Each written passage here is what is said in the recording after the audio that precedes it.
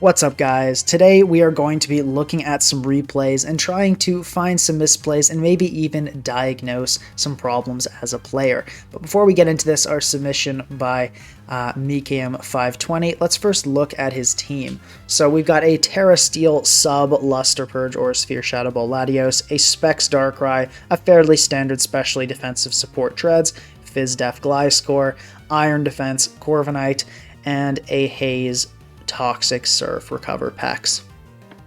So kind of a more bulkier team style with some solid wall breakers. And yeah, just keep these sets in mind as we watch so you can kind of follow along and try to get inside his head and understand what maybe would have been better. So let's go for it here.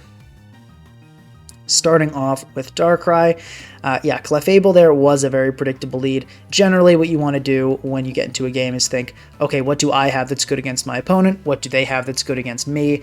And then you think about leads. So I'm not sure if Mikam did that analysis on what was good, but I know the leads was probably considered because Specs Darkrai probably looking to catch the Clefable off guard with a Terra Poison.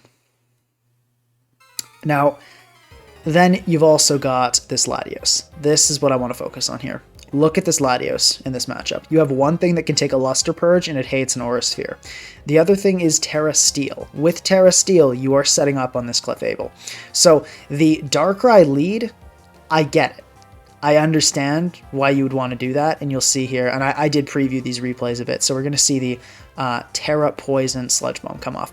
I understand why that was a tempting option to try to kill the Clefable. The better choice was to lead Latios, Terra Steel, and Substitute. Even if that's a specially defensive Clefable, Luster Purge has a very high chance to drop there, 50%, and you could pretty much just start wreaking havoc. It's also going to be very effective against Gliscor, which most sets are not breaking with knockoff. And of course, you'll be able to sub up on packs. Now, depending on the packs, if it has like liquidation or something, there's a chance you wouldn't be able to sub up on that. So I can understand waiting to Terra Steel. Maybe leading with Darkrai and just Sludge Bombing without the Terra, maybe leading with Gliscor to protect and knock whatever nasty item the Clefable has. A lot of understandable things, but going for that Terra Poison turn 1 when Terra Steel could have been so good, really not great. And it was risky, right? It ended up Sludge Bombing into the Pex, and now that was pretty much a burned Terra. The surprise factor is gone. You lose a lot of ground with that play, so definitely not a good turn.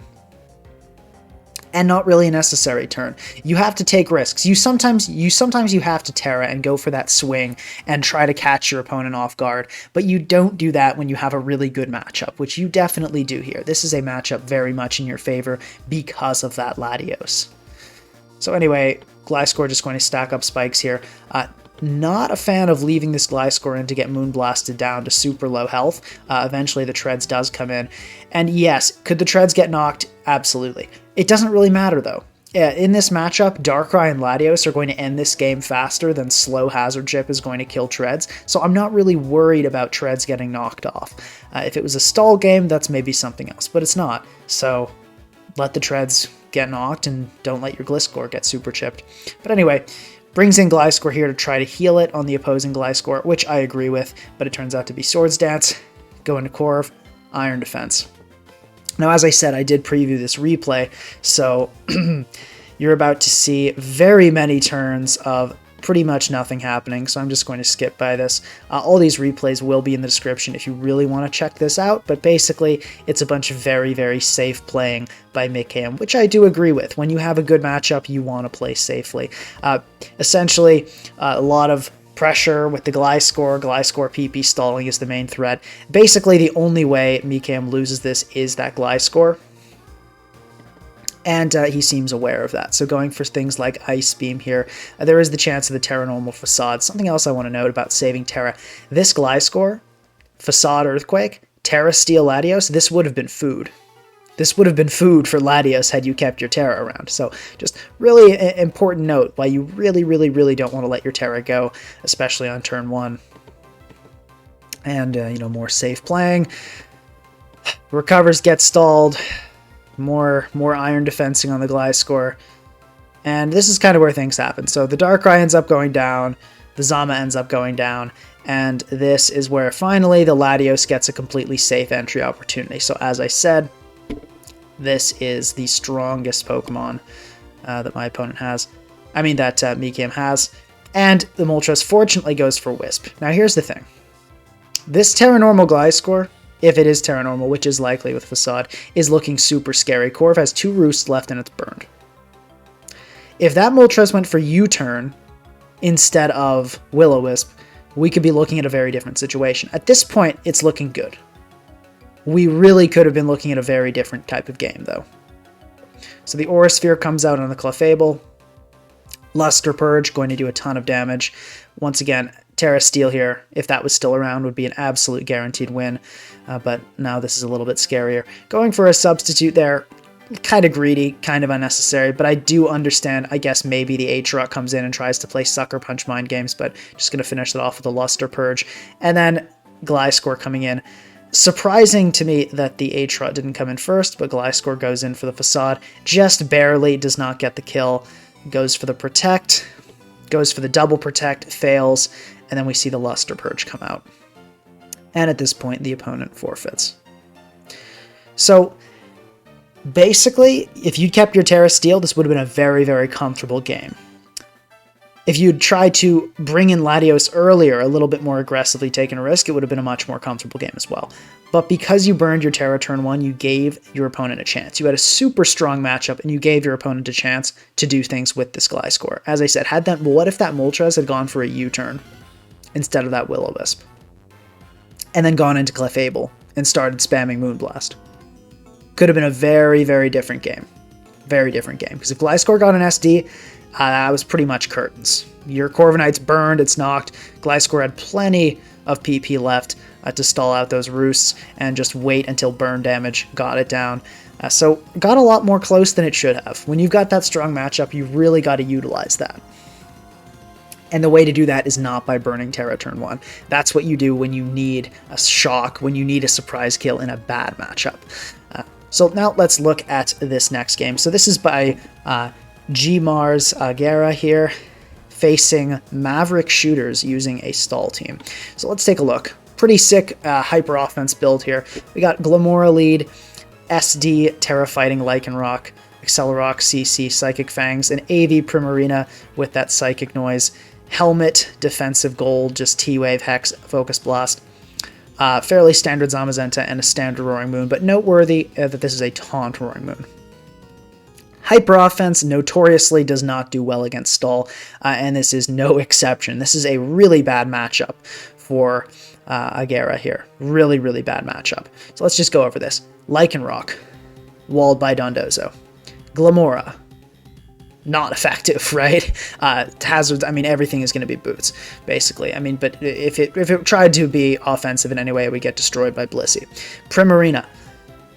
Yes, it has Psychic Noise. Is that going to beat anything? No, it's going to get super shut down by Blissey. It could maybe chip a Blissey in theory, but it's not like this team has any strong special attacker to take advantage of that, even if Primarina did get some cheeky Psychic Noise and Flip Turn chip. There's really only 2 breakers here, or at least powerful things that have a chance to break. Duskenock and Moon. So Primarina's not doing anything, Gholdengo's not doing anything, Blissey is going to eat Focus Blast for breakfast from a defensive gold, so that gets super hard walled and only has 8 PP on that move too. Zama getting super hard walled by Cresselia and Gliscor and Dondozo, and then you've got Roaring Moon, which is the only thing on your team that has a chance of doing damage. So this is a terrible matchup.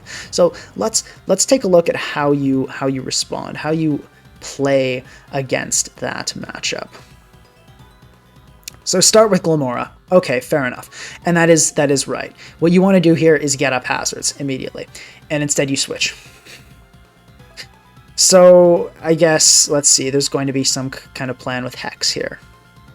Yep, so Hex comes out. Okay, at least there's that. Blissey's going to come in. Thunderwave. Thunderwaving a Blissey is what we call a pointless play. So that's not going to get you anywhere unless you're hoping to like paralyze and then kill it with Focus Blast, which is pretty absurd. Your Focus Blast is, I'm going to guess, doing maybe 30. Your way to win here is Roaring Moon. This is the only way to win here is Roaring Moon. What you need to do first is to chip that Dondozo. That means you need rocks. You're going to have to hope it's leftovers or something, or potentially knock with Roaring Moon and maybe come back in with the Moon later, but you're basically going to need to win this with Moon. Lycanroc has a chance to do it. You could try to wear it down with Moon and then try to win with Terra fighting Lycanroc. It's a possibility, but you will need a double SD to get past Gliscor. But these two are your ticket in this game. These two are your ticket. Probably the most likely way to win would be DD Moon going for knock into Acro on the Dondozo. So getting that chipped, knock into Acro on Dondozo, getting up rocks with Glimmora, going for the double SD with Lycanroc, trying like on something to hope that Maverick thinks you have Stone Edge, so doesn't go into Gliscor. Maybe bank on a Toxic Miss on Toxapex and go for that double SD.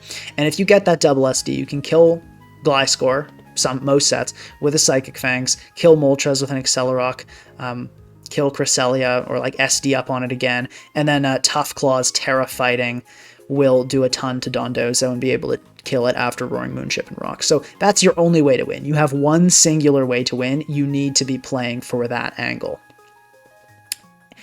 Zamazenta does nothing. This Pokemon should not be coming out.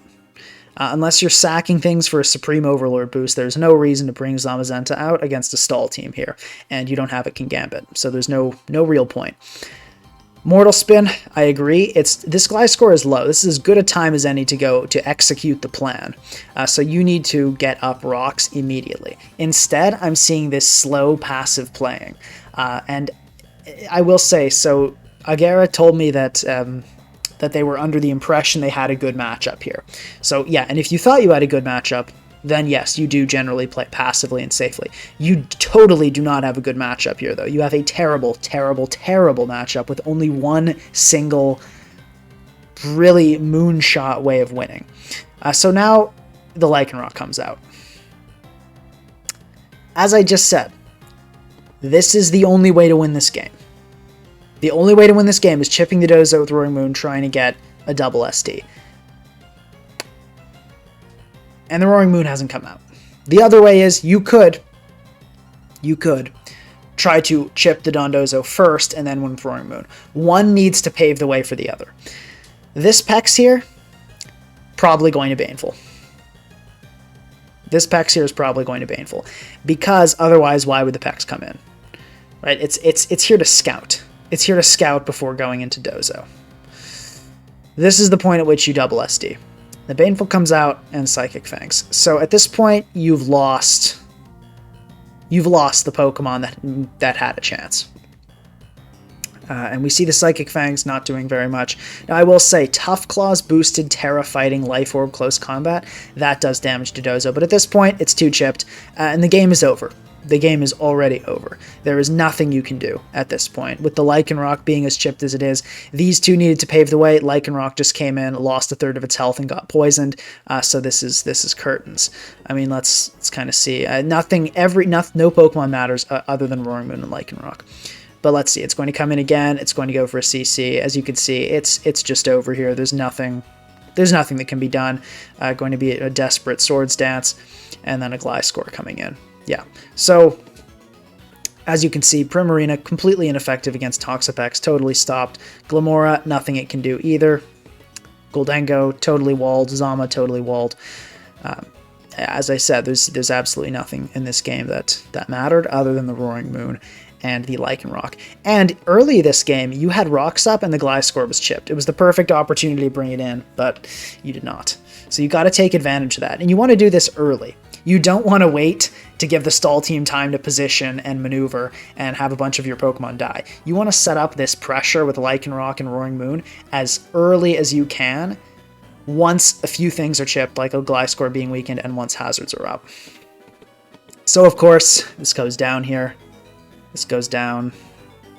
And, Toxic spikes up, Roaring Moon is useless, and the game just gets wrapped up in a fairly predictable fashion. So, yeah, basically the thing is you got to play aggressively. you've got to go for hard reads, and you've got to hope and pray. Like, you should have gone for that double SD on Pex and just hoped somehow it worked out because you had a terrible matchup. The perception that you ever have a great matchup when you're playing a hyper offense against the stall should not be the case. All right, next we're going to check out a replay by Winterbub, and Winterbub is going to be piloting a sticky web team here. So he recently made an RMT on this as well, but we've got lead Rabombi. Nothing crazy here, pretty standard set, fairly standard Terra Fairy Gholdengo, Wellspring, Jolly Nature, a little odd on webs, I'm an adamant guy myself, Darkrai, not nasty plot, just 4 attacks, and a booster Treads, as well as the signature Pokemon of the team, SD Smackdown Earthquake Lando. Okay, so let's take a look at the game. All right, so we start off with the Treads. I find that odd, honestly. Treads, not really a great matchup here. A lot of likely leads being, I mean, Ting-Lu is a really common one. Tread, I will say, I guess countering the Iron Crown into Rabombi does make sense. So I'll say that's actually, I'll take it back and say that's a reasonable lead. And we go for rocks here. I hate that Earth Power. I don't understand that one bit. So yeah, and you just go and take 70% of your health. Treads is normally a suicide lead. That does not mean it has to be used as such. This Corviknight here is going for one of two things. It's either going to body press for damage, or it's going to defog. One of the two. There is also a chance of the U-turn. There is a chance of the U-turn, predicting the Gholdengo is coming in. Or the Brave Bird or something. Every time here, you go Landorus.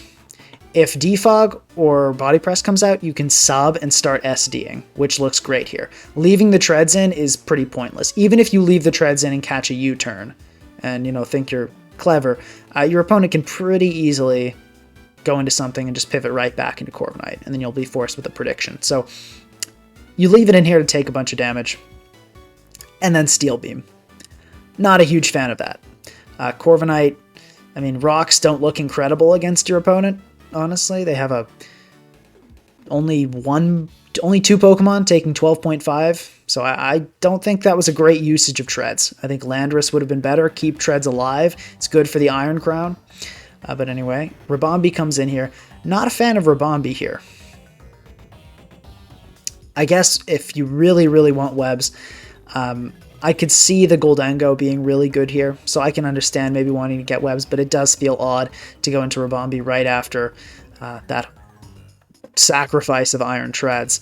Kind of just showcases why, if webs were really important and you were going to just let the core of defog anyway, not really worth letting Treads go. But the Stun Spore comes off, Treads mishap aside, we can try to move on. Sticky Web comes off, and we get the para immediately. Great stuff. Yeah, and the gold comes in to block the defog. Classic. And another para. Beautiful. All right, nasty plot happens here. And this is a Terra Fairy Gholdengo. So at this point, D-Gleam, I don't know if that's a low roll or a high roll, but probably about average. Deciding not to Terra Gholdengo. Fair enough. I think it did look very strong. Terra Fairy Gholdengo against this team. Shadow Ball and Dazzling Gleam did look very nice. At the same time, your opponent has Terra too, and the Iron Crown could have come in, turned into a water, turned into a fairy type, whatever, and then you'd be down.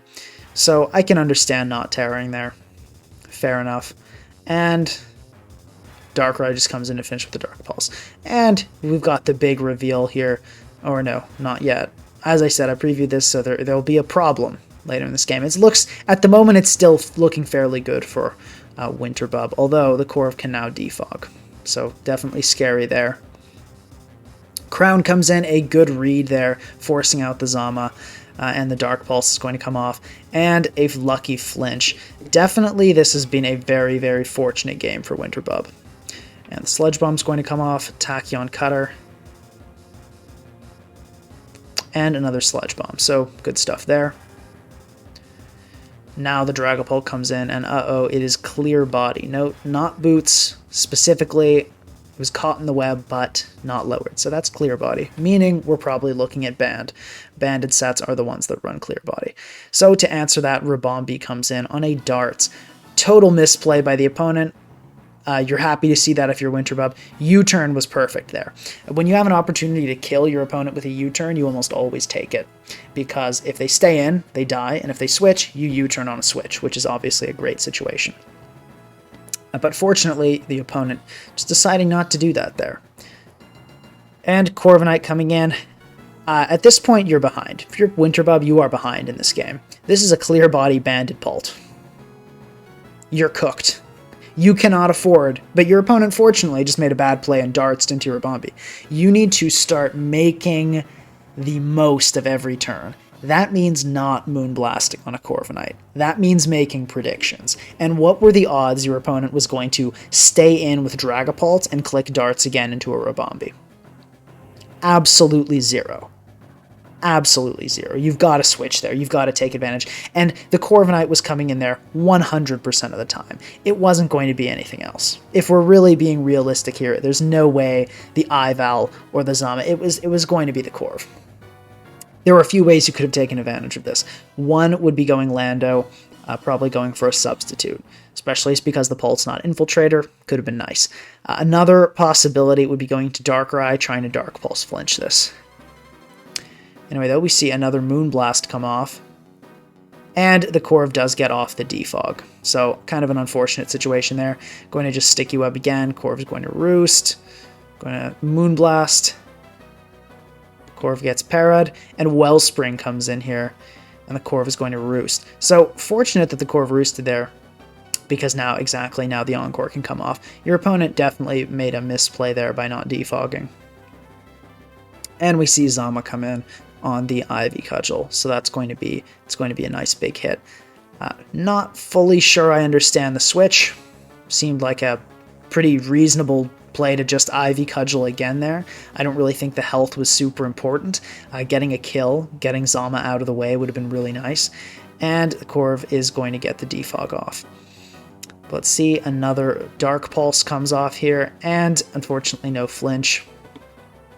Dragapult comes in. This time, opponent playing a little smarter, just going for the U-turn, and the Darkrai drops.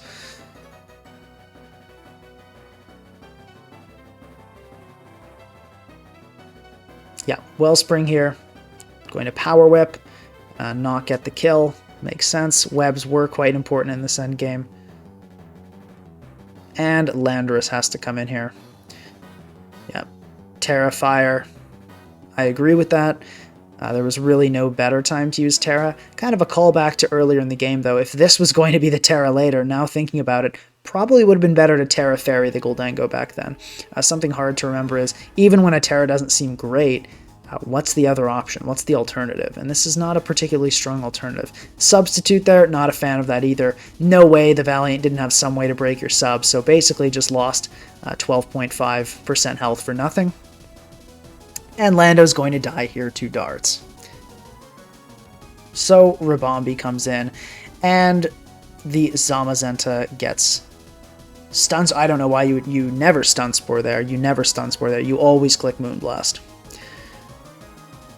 Yeah, no, I'm not a fan of the stun Spore. The Corviknight, I guess the Corviknight probably wasn't going to come in, but inaccuracy. Basically, there was really no reason to go for that. If it had been a heavy slam Zama and the stun Spore missed, would have been pretty bad. And fortunately for Winterbub, the Dragapult here, going to not have Double Edge or Phantom Force, and it's just going to die to a Moonblast. Yeah, so there were a few issues there. Not a fan of sacking the Treads early on. Really no reason. Landorus could have come in. Next thing, not taking advantage of that when that Dragapult like darts into the Ribombee when you're behind in a game. And yes, I know Winterbub ended up winning, but it really could have gone a very different way if a lot of things had changed. Opponent was throwing like crazy with the Corviknight and turned out to not have Double Edge or Phantom Force on Dragapult or Steel Wing. And then also not tearing the Gholdengo. Looking at your Terras, there wasn't really anything great against your opponent, maybe Terra Ogerpon, so probably would have been nice to just Terra Fairy and do better against that Ting Lu earlier. Alright, last up we're going to look at a game by Vlarkeops. So this game, let's take a look at the team. We've got a kind of just a bulky offense here. Rocks, Taunt Lando, Glow King, Gambit, Boots Palt, ID, Zama, and a Boots Kyurem. Nothing crazy, pretty standard team. And we're looking like it's facing a Hazard stack. So let's take a look. Going to lead off with Landorus. Quite fair, with no removal. I do agree with the taunt turn 1, even though a lot of Pokemon are Boots. Doesn't hurt to keep them off. Yeah, and going for, let's check Lando's speed here. So this is a somewhat speedy Lando. It'll probably not outspeed many Gliscor, but going for, let's see, Gliscor knocks, and Landorus goes for the taunt nonetheless. So at least this is a good situation. Get a nice slow U-turn into Kyurem. And sure enough, the U-turn comes off, and there in comes Kyurem. Now, let's see. So you probably predict the Gloking, and Gambit comes in. I hate that play. So here's the problem with that. Gambit gets walled by Skarmory. Most of the time. Almost every Skarmory is going to wall it. So why would you not hit the Slowking? And I understand that this is a Boots Kyurem, but go for the Earth Power. Go for the drop. Go for a freeze. Go for something. Because look at this team. Where's your immediate power? This is a building problem here. This team has no breaker. Your breaker is a Boots Kyurem. That's not really a great breaker. The other way is, I guess you could say, a Hex Pult, maybe. Positioning that in is kind of a breaker. But not a huge fan of how this was handled. But anyway, Gambit comes in. Skarmory, alright, reasonable, I suppose. Dragapult's never getting really past Garganacl. But okay, so Gambit just SDs and switches out into Lando, which I'm not a fan of. If you were going to switch out, you want to get in your Dragapult. That's, the only way you can really do things here.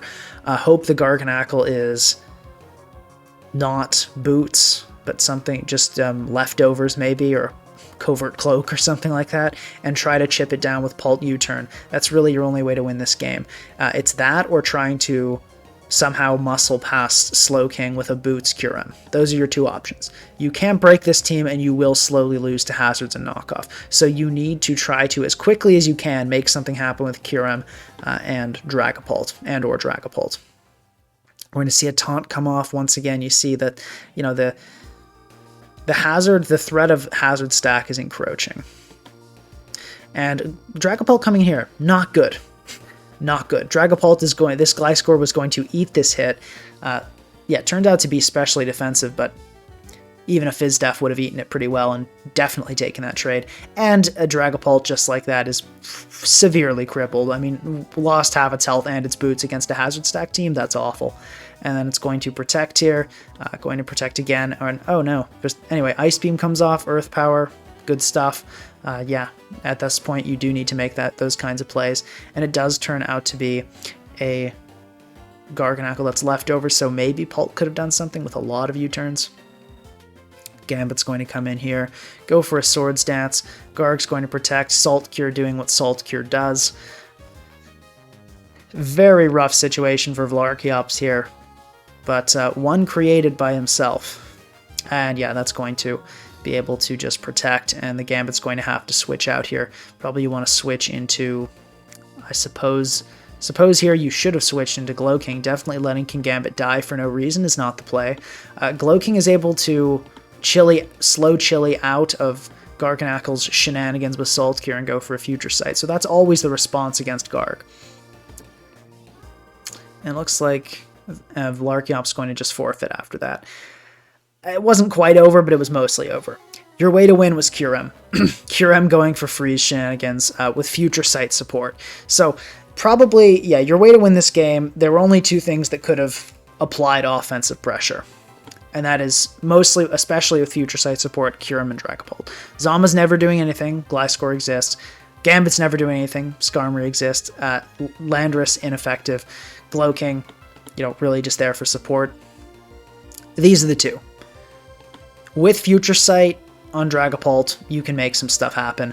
Not so much because, well, there's always the Gliscor being able to protect, and the Garganacl coming in. But There's a way to chip with Future Sight plus Dragapult and Kyurem, and that was definitely the angle. And especially with Hazard, you're losing the war of attrition. Eventually, you have no removal, and eventually your opponent is going to get Stealth Rock and Spikes up. So it is in your best interest to, as fast as possible, get up your own rocks, start putting on pressure with Future Sight in these two. And instead, you didn't do any of that. You were playing very passively and letting your trying to break with Kingambit and leaving it in against Assault Cure Garganacl, letting Dragapult get knocked, not bringing it in a strong position with a Future Sight or against something that can't touch it like a Skarmory, but rather bringing in the Dragapult against a full healthy Gliscor ready to knock.